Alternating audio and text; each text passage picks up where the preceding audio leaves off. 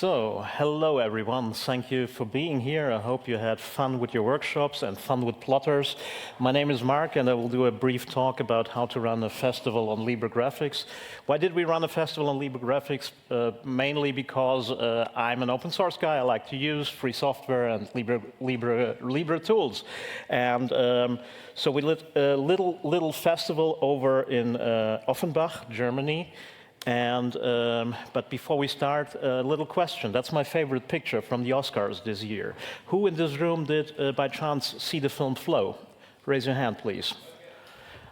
Great, that's a great number. Flow has been a film that most of you might know has been done with Blender, and it won at the Oscars this year. And the other film that won Best International Feature Film was I'm Still Here, a Brazilian movie. So for us, it was like, boom. What a time to be alive. A Libre Graphics film wins at the Oscars, and a Portuguese language film wins Best Feature Film. That was like something that I would not have expected like 2 or 3 years ago. And then again, it might be different in the next years. Short overview, for this specific audience, much of what I'm saying will not be a big surprise. I will go through some of the toolings that we used. Some of the tools are very obvious. I'll go through them quickly. I'll describe a bit, I'll speak a bit about myself, a bit about the festival, and then I try to be brief and in time so that we can come up to the slightly more interesting parts. But there's not much rocket science in what we did for the festival. About me, I'm a PR and marketing guy, a FOSS and Linux enthusiast, as I said. I love fair fashion, by the way. I've seen about 3 pairs of Veja sneakers here at this festival, which made me very happy. As much as I like to go to open source conferences, you might more likely see me on a festival, because I travel a lot to festivals the last years. My background is Portuguese, which is important for this talk, I guess, since the festival had a focus on Portuguese language films. I do host a radio show in Frankfurt on a small non-commercial network for like 18 years, and we feature local bands and the local cultural scene, so that's my connection to the scene in the Rhine-Main area. And I have not connected to specific open source projects, so I have been working for Collabora in technical marketing throughout 4 years. But I might loosely jump in on a project here and there if I have time. But I've been really a regular Music Brains contributor, which came to my mind. So I want to mention it here. Besides that, I organize free concerts in Offenbach, literally at a wagon close to the river. And recently, since January, I became one of the organizers of a small team that runs a festival. The festival, like I mentioned, has a focus on Portuguese language film. So our idea was we have a lot of festivals in our region, but we didn't have an output for Brazilian, Portuguese, or Angolan, Mozambique, films from Mozambique. But I knew there were some, and there was good stuff available, so we had this idea for many, many years in mind, and last year we went forward with the idea and set it up. Just some numbers about this first. We're one of the smallest festivals in our area, obviously. We had 0 public funding. The festival took place in 2 venues. We were in a small cinema in our city of Offenbach called Film Club Offenbach, and we had a small art space where we were screening short films. And we gave out 2 prizes. You'll see a picture of the trophy at the next slide. And the festival went on for 4 days, but we had some events in advance of the festival and after the festival. That's why the number of visitors has this 300 to 400. At the festival, we had about 300 visitors, but including the events before and after the festival, it was around about 400 people. We had 6 filmmakers present. Actually, we had a Brazilian filmmaker coming from Brazil supporting his film. We had an Angolan filmmaker living in London coming to the festival supporting his film. We featured films from 6 countries, actually even more if you look at co-productions too. We only had 3 feature films because it was our first year and we didn't really know if people would be interested in what we're doing and showing. But we had a short film competition and we ramped up the screenings of around about 40 short films. Had a range from people that made their first short film to others that have been screened at Locarno. We had a theme, a motto, Once Upon a Time, the Revolution. So the topic was Our starting point was the 50 years revolution, the Carnation Revolution in Portugal, but at the same time, transition from authoritarian states to democracy, colonialism, and of course, the independence of the struggle for independence in Angola, Mozambique. That were fun topics, right? That were our topics. And that's the trophy. It's an upcycling thingy because one of our team members does rings from spoons, basically. Here, some photos, what it looked like. The upper row is the larger venue, the film club. The lower photos come from the smaller venue, which is really a really small art space. We didn't have a screen like that. Our screen is way smaller, and our beamer might be less potential too than this one here.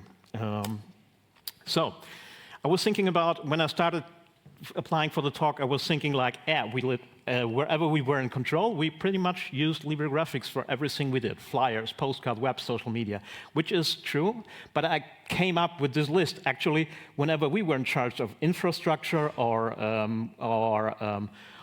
the tools we were using, we were pretty much almost always using Libre Graphics.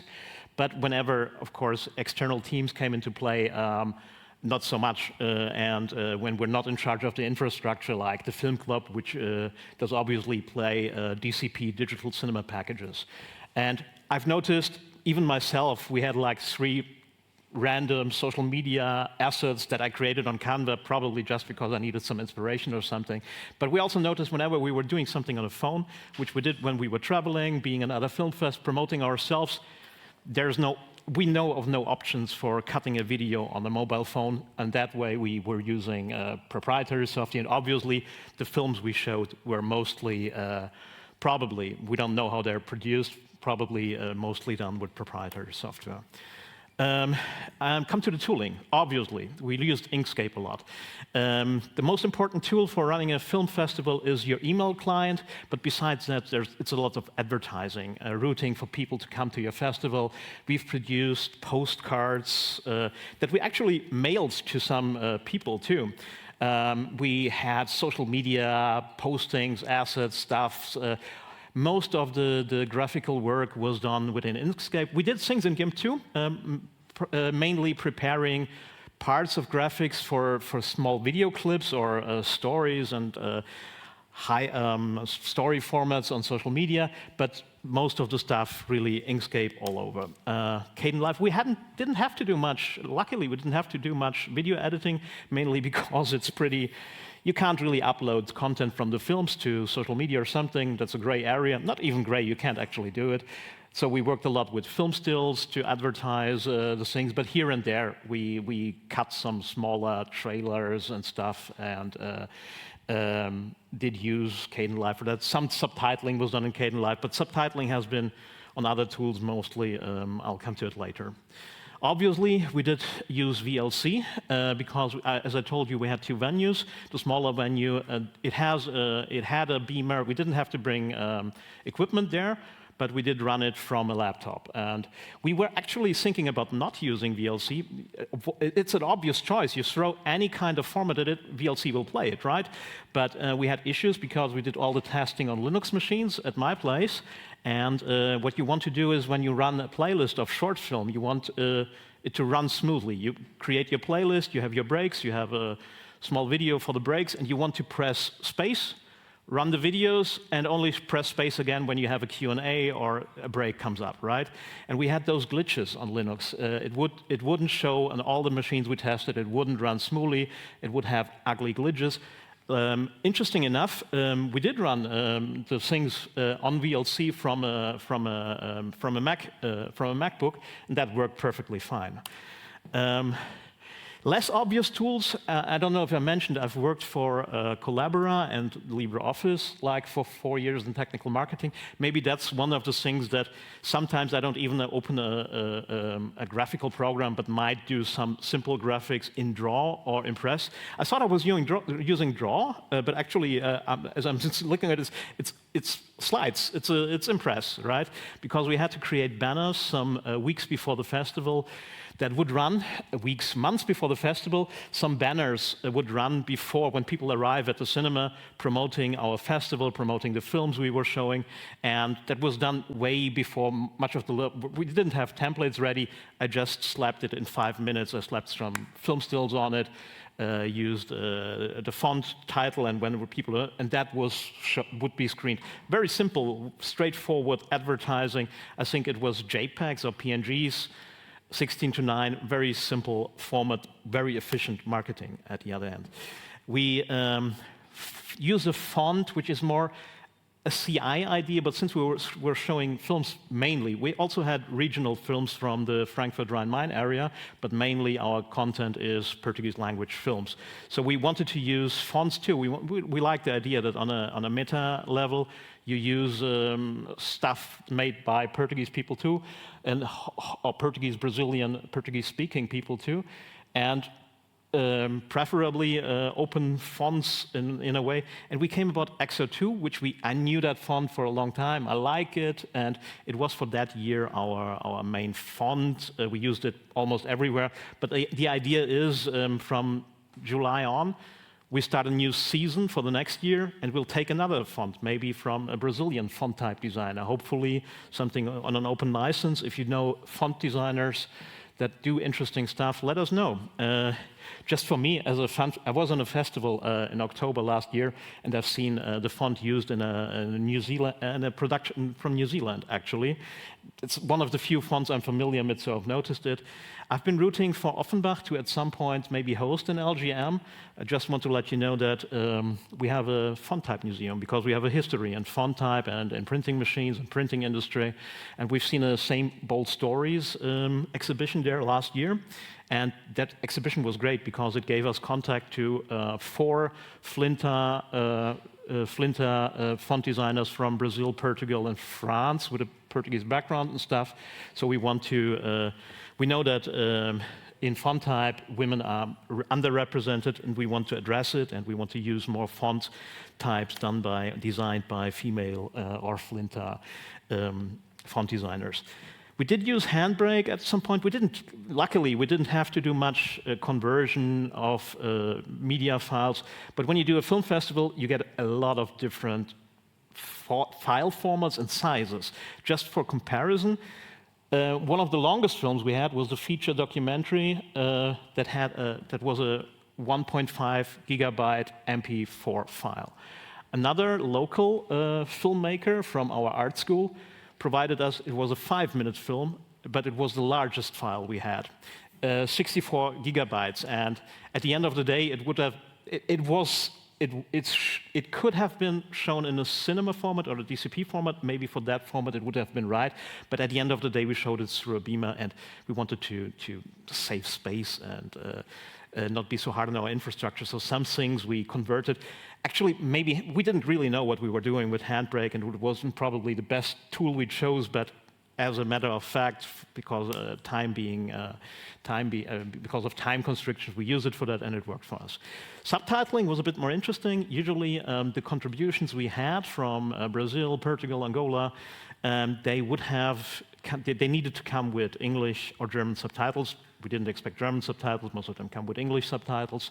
But we made exceptions too. We had a filmmaker, a first-time filmmaker from Angola, which really nailed the topic. They didn't have to follow a certain topic to be accepted, but this one was really on point. He made street interviews about the 50 years of independence in Angola. It was a beautiful film. We wanted to show it, so we decided, okay, it doesn't come with subtitles. We subtitle it ourselves. We know the language. We do it.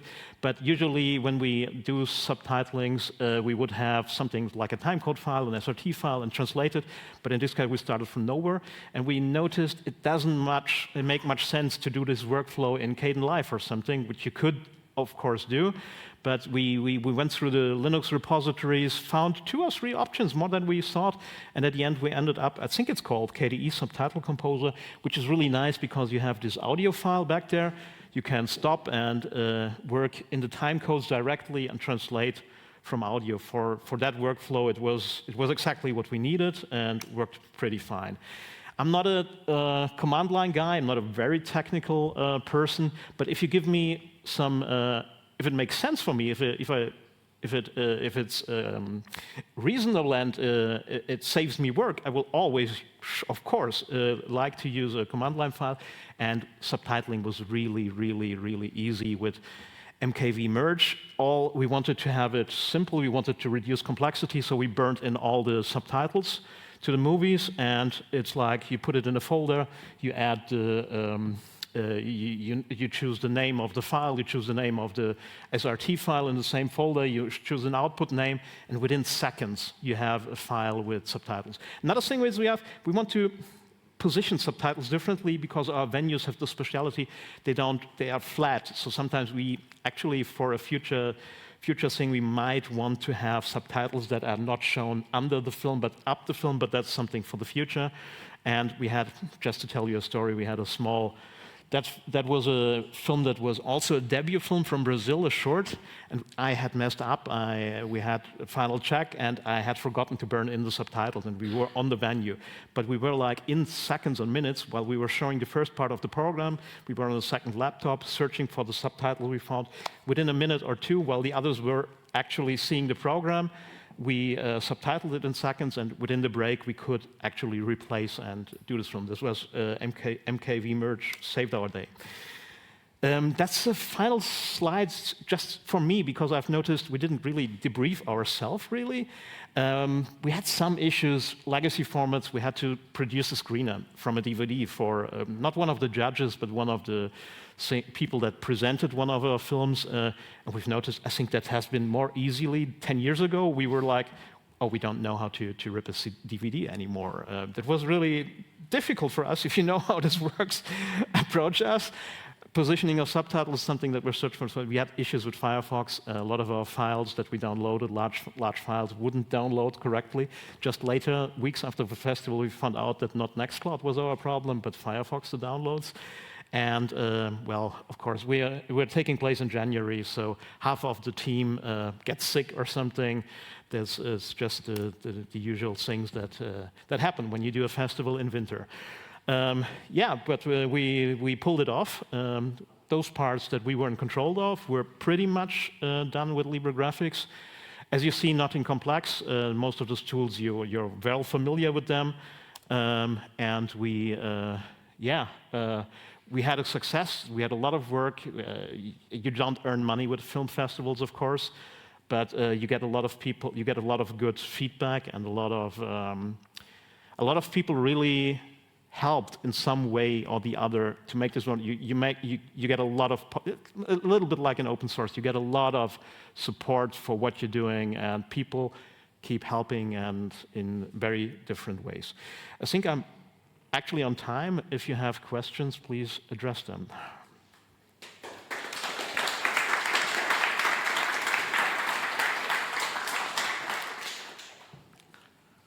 I see a question at the back.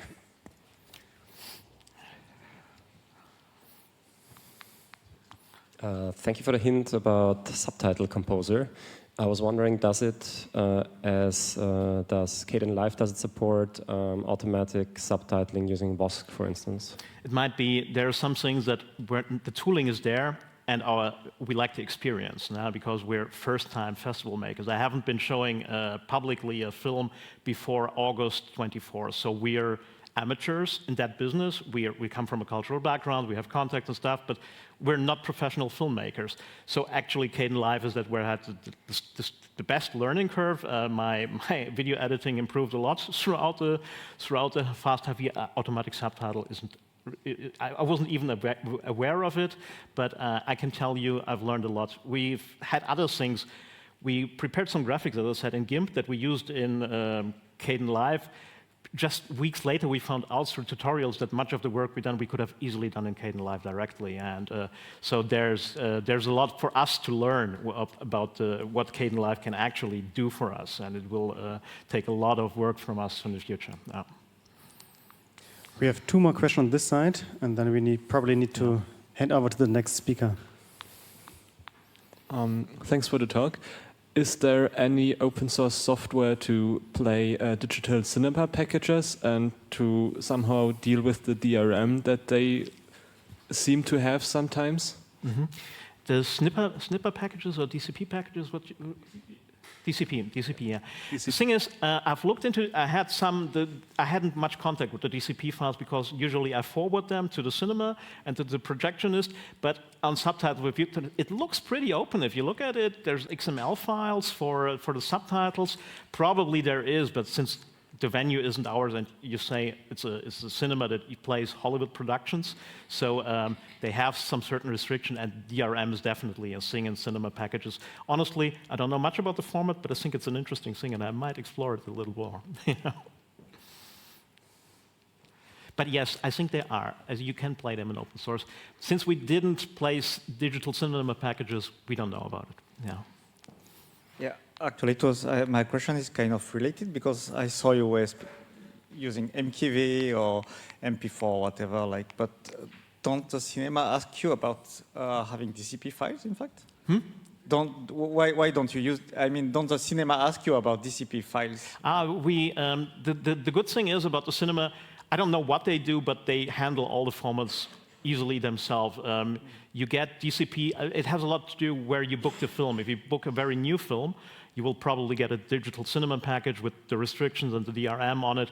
Since this was a 10-year-old movie, I think we might have gotten two different formats, and we chose one to forward to the cinema, but not all the films you book come in DCPs. A lot of them come if they're new and if they're Hollywood productions, but as soon as you go into something older or something, you might show something else than a digital cinema package.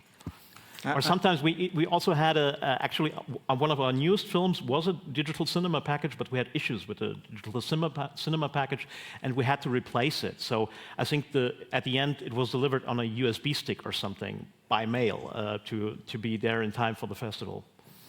And just like as an answer to the person who spoke earlier, yes, there are free software for DCPs. There are free software for DCPs. Yeah. To make them. Okay, thank you.